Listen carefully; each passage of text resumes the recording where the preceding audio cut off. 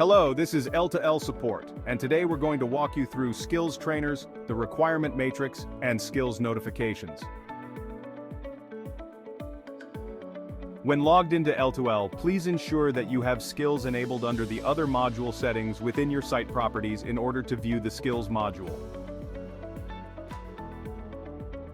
The skills trainers are those who are responsible and certified to train and record the training levels of the team members assigned to a specific group of associates by lines and/or by roles. Note: to add trainers to this list, you must have manager's rights in the Skills Settings tab.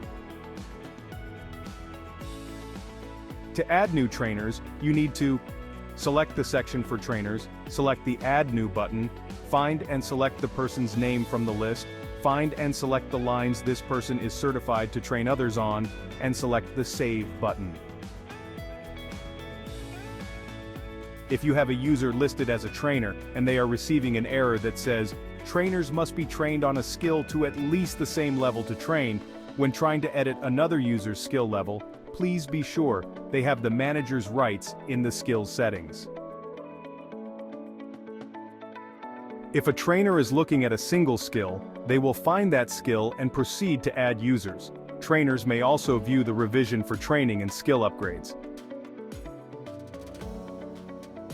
Alternatively, supervisors may want visibility into skills from a compliance perspective.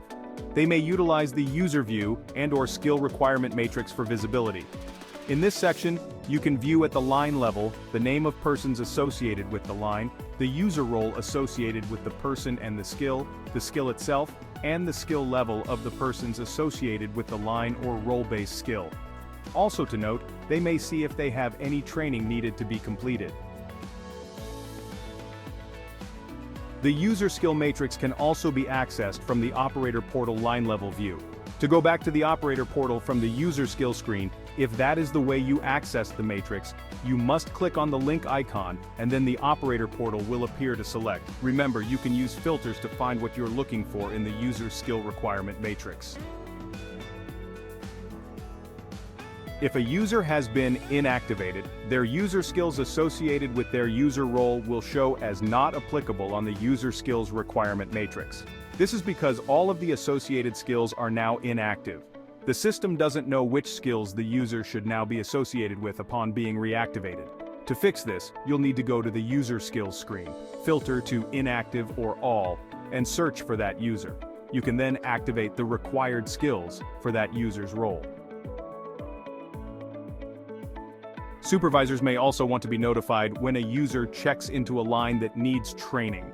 They may accomplish this by using skills notification settings. Here, you may set up the following: dispatch type for tracking when a user checks into a line and needs training. Select the dispatch type from the drop-down. This notifies supervisors of an untrained person on a production line. Trade used in skill notification dispatches. Select the trade to notify. This feature requires a line setting to be enabled.